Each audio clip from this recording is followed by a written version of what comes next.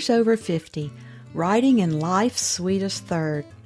Authors Over 50's weekly podcast celebrates writers and their journeys to publication. Writing after 50 is a whole story on its own, so let's skip to life's sweetest third and talk with authors about their journey from pen to publish. Welcome, I'm Julia Daly, your host, and I invite you to listen to interviews with writers who've achieved their goal of publishing a book just later in life. We've seen award lists for under 30 or under 40, but I've yet to see lists for those who've achieved a significant milestone of their own, launching a new career and publishing their first book after the age of 50. We will hear about these authors' inspirations, struggles, strategies, and the smell of that first book. These writers' journeys inspire me because I'm one of them. My guest today first started conjuring stories of pirates when her family hopped a freighter to Australia when she was 7. She has since grown up, traveling the globe, raising a family, and working as a receptionist, retail clerk, writing tutor, and certified nurse midwife. She also taught science and history to middle school and high school students in the U.S., Brazil, and Japan. Through these myriad experiences, she has developed a deep appreciation for people's strength and endurance and believes that badass women will inherit the earth.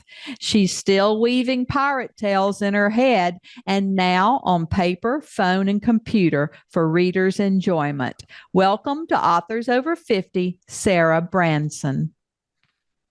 Thank you so much, Julia. I am so delighted to be here. Sarah, our opening question on Authors Over 50 is always, so what took you so long to write your first book? Well, I had always loved the idea of writing and reading. My dad was the guy who took me out of school to go and pull books from the library for the bookmobile. Had some poems that I wrote down that my mom mimeographed off in those great mimeographs that you could smell. And I always thought it'd be great to be an author, but I didn't feel like I had a story that I had to tell or that was worth putting down on paper. And I always loved the pirate stories, and I always like to play a little make-believe in my head when I would be on long journeys, long drives. And at some point, this character, Cat Wallace, came into my head over the last couple of years, and she stayed there with all kinds of stories to tell. And I realized that suddenly I have a story that I need to put out there. So it has just been a great transition. Usually when someone mentions pirates, most of us think of many years ago, but your pirates exist in the future, correct? That is true. These books are set about 300 years in the future, post a world that has been affected by fires and floods and famines and pandemics, which might sound a little familiar to all of us nowadays. These pirates are they're very different from the old day pirates, the golden age pirates. They don't sail on ships any longer, but they fly in the air. But they are still pirates to the core as far as their boisterousness and their willingness to do whatever needs to be done to get what they want. And your main character, Cat, is one of those pirates? She was not originally one of the pirates. She was originally an enslaved person in the world that has human trafficking as a fairly significant part of it due to the population decrease. And she escaped from that and was rescued by the pirates and became one of them. Well, once you wrote this first book, how did you proceed? Did you search for an agent, decide to use a hybrid, a small press, or did you self-publish? I'm an independent publisher and an independent author. I had, because of the age I am, when I first started this process, I thought there's one way to publish a book, and that was the traditional way. I need to start querying. I need to find an agent. I need to have them pick me up and find a publisher. And that seemed like that was the only route. But as I started exploring more about it, became involved with the Women's Fiction Writers Association. I saw that there were some hybrid presses out there. And so I thought, instead of waiting, because I didn't, when you wait to write your first book at 59, 60 years old, you don't really want to wait a whole lot more years. So I thought, well, I'll do the hybrid publishing, and I spoke with my book coach, Martha Bullen, who is an absolute gem, and she said, "That's great. She writes. That's a wonderful hybrid press. But if you really want to, you can do this for less money and get it all done yourself." And she kind of has guided me through the process of how to hire my book designers, cover designers, how to find the people to do uploading, how to do the interior formatting. So it really kind of fits for me too, because as a nurse midwife, I have worked in the hospital, and I've worked in birth centers, and I've worked as home birth midwife. And I think the independence of being my own boss as a home birth midwife kind of has flowed over into being my own boss as an independent author. Well, you're certainly accustomed to taking charge. So I think that does fit for you. Was there a large learning curve for all of this that you had to learn? It was a fire hose. Truly. While I enjoyed, as I said, writing in school and in writing some stories, the first zero draft of the book was really just kind of this James Joycean, stream of consciousness put down with 100,000 plus words on paper. And it took a lot to figure out some fairly core things, like, what would be helpful in this? A narrative arc and a plot. That would probably be a helpful thing in this book. And it was also helpful to have critique groups who could give me feedback on that and on the direction I was going. And so the first, year and a half of doing this process was truly fire hose of information going on. Here's how I do this writing portion. Here's how I make sense of the craft.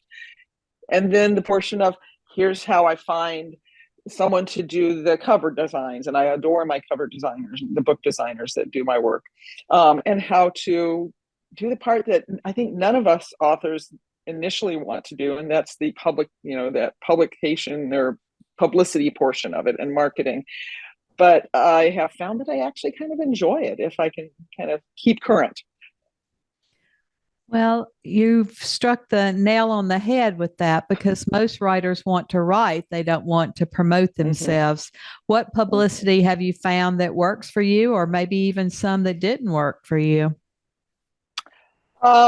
Again, Martha Bullen, who's my book coach, has been great in like some of the paid newsletters, and the ones that are specific to the genre of some science fiction, like Book Barbarian, has been really successful. I definitely saw a nice little bump from that when that came out. Amazon ads, I haven't really seen a lot from. Social media, creating a brand, creating a presence, I think that is helping. And it really is one reader at a time to some extent. Because what I have found is that as people read the first book, I've had past clients and people say, science fiction in the future about a pirate, I would never, ever read a book like that. But I read it because it was yours. And then they read it and went, I really like her. I like the character. Because even though it is considered a speculative fiction, science fiction book, it's really about Cat Wallace. It's a character-driven story. And it's about hope and resilience. And so as one person reads it, then they tell somebody else about reading it. So I think I'm kind of, to some extent, relying on word of mouth, but also doing lots more social media and trying to get out to bookstores and libraries and other, somewhat local events. And in Connecticut, and then I'm also have done some in Michigan where we used to live, and I'm going to go to Maryland and do some too because we lived there for a while. Well, you've become quite prolific since that first book. So are your fans driving your speed of getting these this series out there? Absolutely. The fans are, but also we're not a population that waits a year between books in a series anymore. It's the era of binging Netflix. And so people don't want to wait months and months and months. And there are so many good books out there and so many good authors that I think if you wait a long time, you are going to lose some readers along the way. I had the advantage of, again, that zero draft that essentially had the first three books kind of outlined in it. So it was not as difficult to kind of move that along in a more rapid fashion. We'll see after I get this series done how prolific I am afterwards. Well, what about that writing routine? Are you a morning person or a night person? How do you whip out these books so quickly?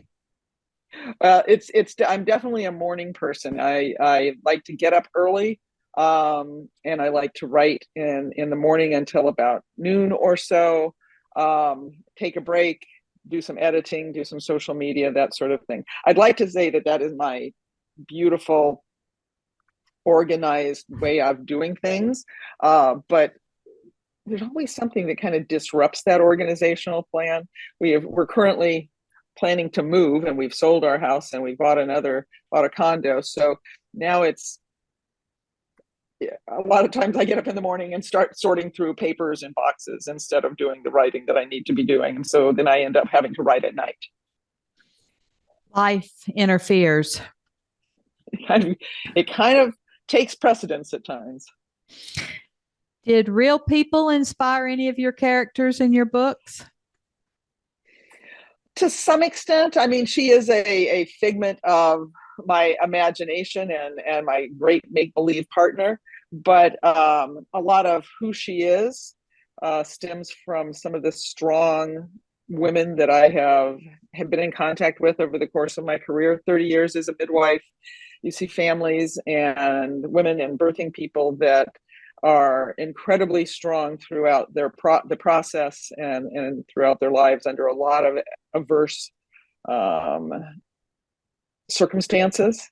And so I think a lot of that comes out in her. There's a bit of my mother, I think, in her too. So. Well, you've lived all over the world. I'm sure that travel influences your books as well.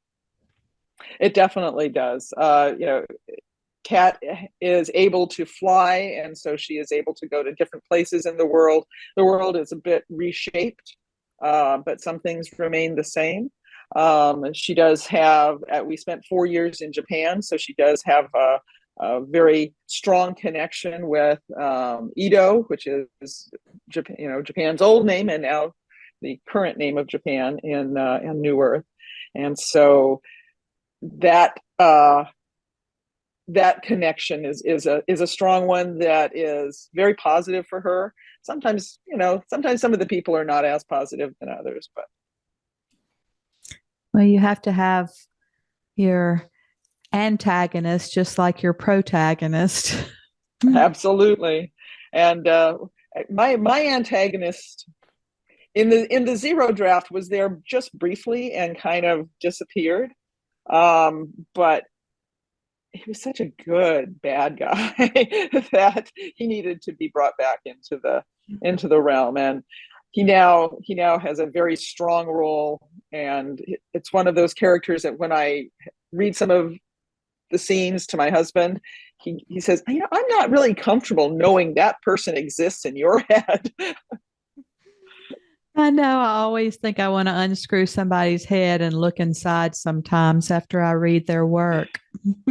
Yeah, exactly. It's like, what made you think of this? Yeah.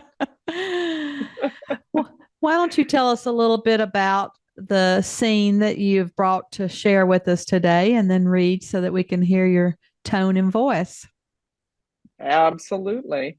So, because it's a multi-book series, I'm going to give a little bit of background here. As you said, I started running through the idea of pirates way back when I was a child on a freighter to Australia. And from those roots, they kind of germinated and grew for decades, and then so they blossomed into this series. And it's a 4-book series that follows Cat Wallace through her life as she grows from this traumatized, enslaved young woman to a woman who's going to take on the mantle of leadership. And she was taken from her rural home. She was rescued and became part of the Bosch place. And in the first book, A Married Life, we're introduced to Cat and to Bosch, as well as to the greater world of New Earth. And she eventually finds herself, Cat does, living away from Bosch with a husband and children. And her plans to return become upended when her father, her adoptive father on Bosch, asks a favor of her that's going to change the course of their lives. So when we see her in book 2, navigating the storm, she is exiled because of some of the choices she was asked to make, but she longs to return to Bosch. Her husband, though, is committed to staying in Edo.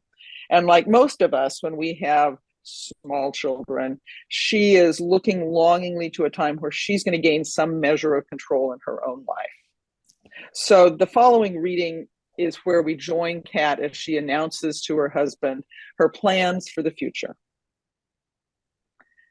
There's only the hint of wind, so the flakes fall steadily, covering any brown or green that still remains outside and mounding on the windowsill in a soft, rising curve. It's been falling almost daily, which is unusual for mid-November.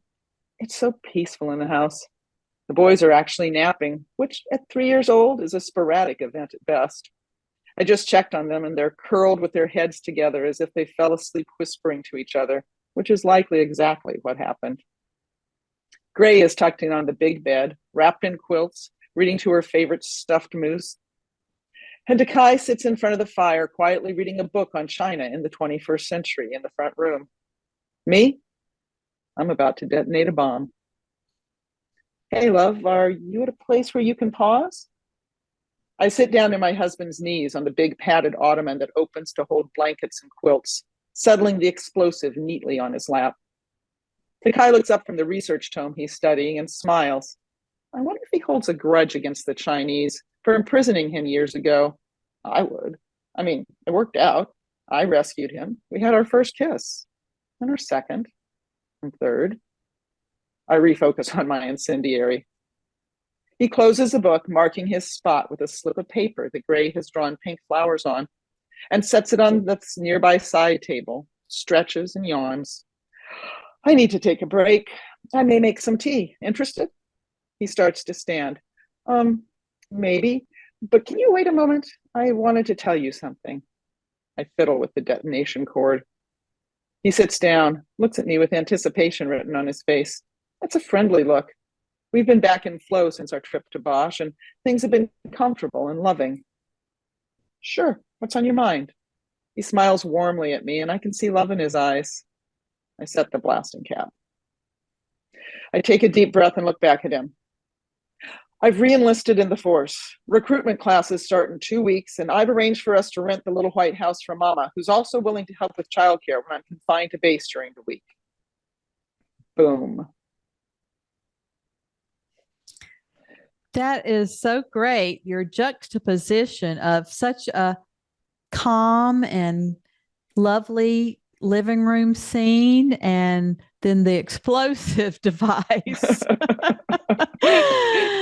So it's moments that we all blow our own lives up at times. Wow. Well, I wonder how you decided to use first person. Initially, everything was in third person. But then when I was looking at it after having a developmental editor take a look at it and make some suggestions, one of the things I noticed is a lot of the books now are in first person, and as we talked, she said, that is a good way to get deep inside of a character. And I was a little hesitant, and so I just kind of tried it out a little bit, and I enjoyed it quite well.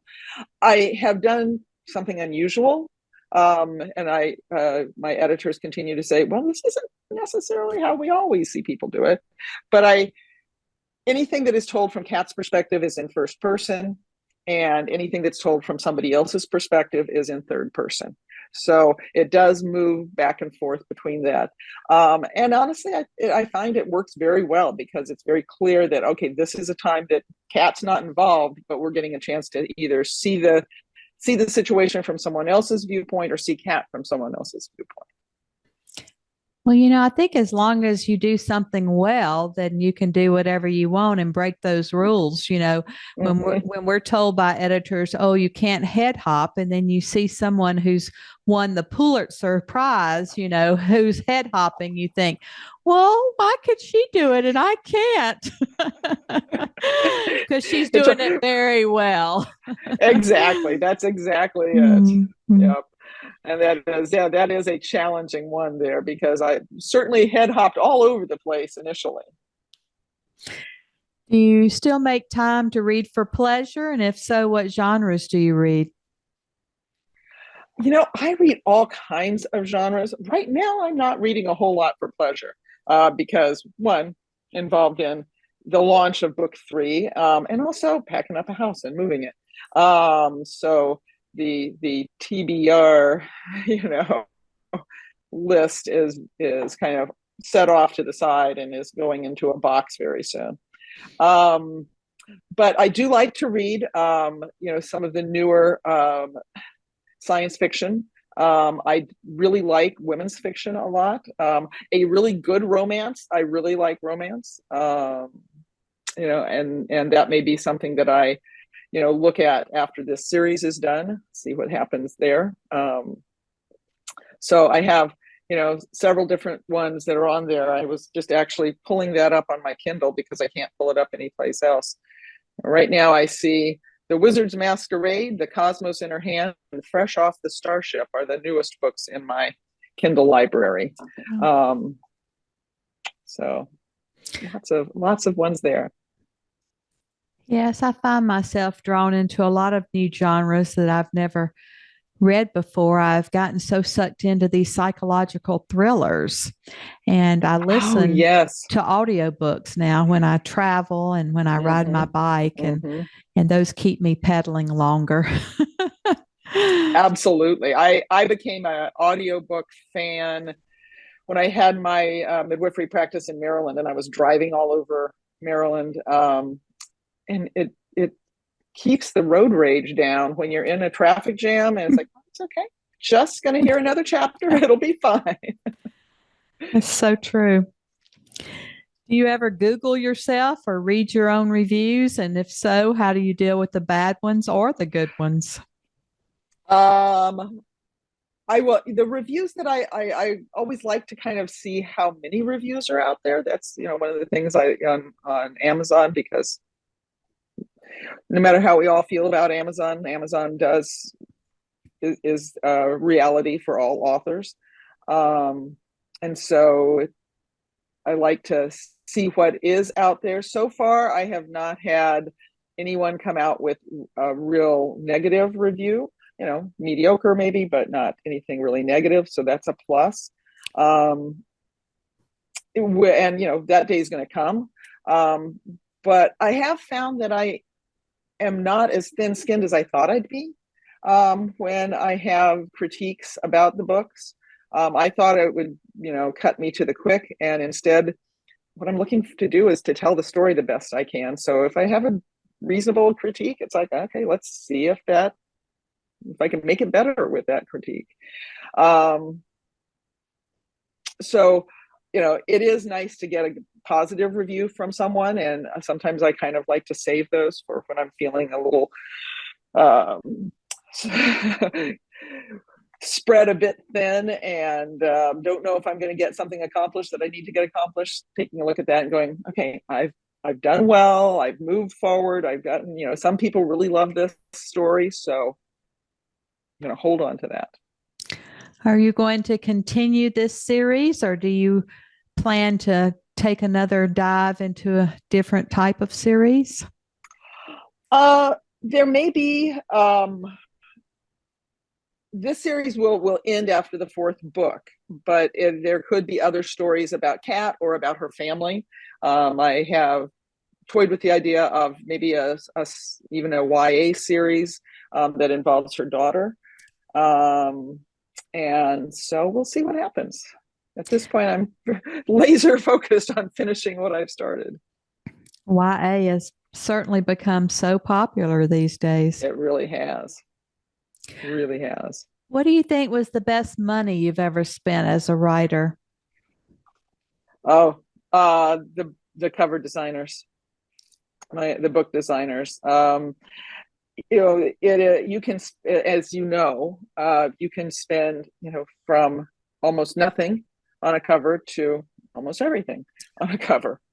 And I had a budget, and the book designers were just a little beyond that budget, not a lot, but a little bit. And then moving things around, I was able to utilize them, and I've never been happier. They do a beautiful job. And not only do they do a beautiful job, but they're incredibly responsive. I can email them and they're on the West Coast, but I'll suddenly get an email back, right away from Alan. And they usually turn things over very, very quickly. So like I'm waiting for the back cover copy, and that should be to me. I got them all the things this morning, and I probably shall have it tomorrow. That's good. And it's so important, I think, to tie all of those book covers together and to make them look similar. Mm-hmm, mm-hmm.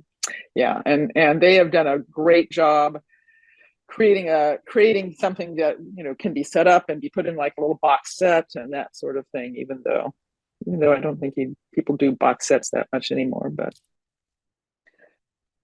but they're numbered and people love numbers. Oh yes, I love numbers because sometimes I get into a series and I think, wait, this isn't the first book. So I love numbers. Be able to go back and go, this is the one I need. Does your family support your career as a writer? They do. My husband has been, the best support ever. He was the first person who read some of that Zero draft way back when. And I thought he would read it and go, oh, that's cute. That's nice. But he said, no, this is good. It's really good. And you should keep going on it. And he has become, the alpha reader of every time I finish a scene or a chapter and I need to read it out loud to hear it. He's there to listen and he's there to read and give feedback. My children are incredibly supportive. So it's been wonderful, and my friends as well.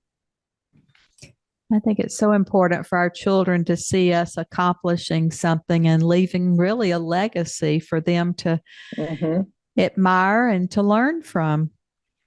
That's right. And just the following of your dream is a great message to hand to children. I think so. At no matter what age, there is never too late. That's right. You can always reinvent yourself.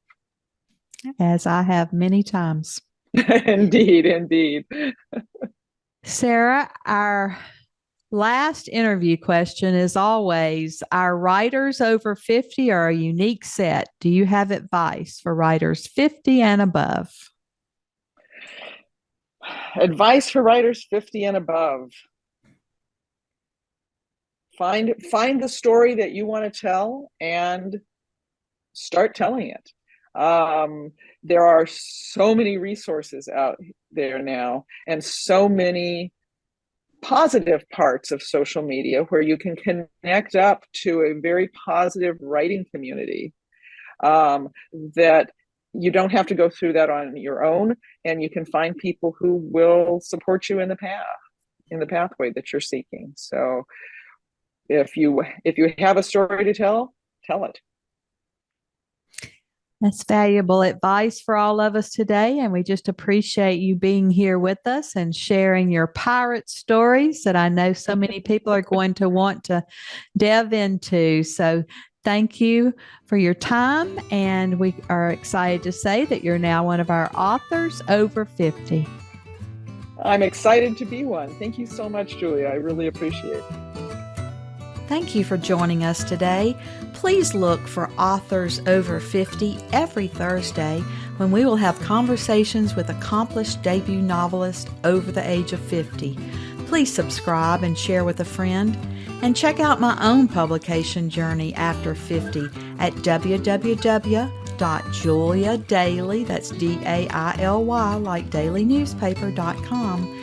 Until next time, keep reading and writing. And remember, it's never too late to fulfill a dream in life's sweetest third.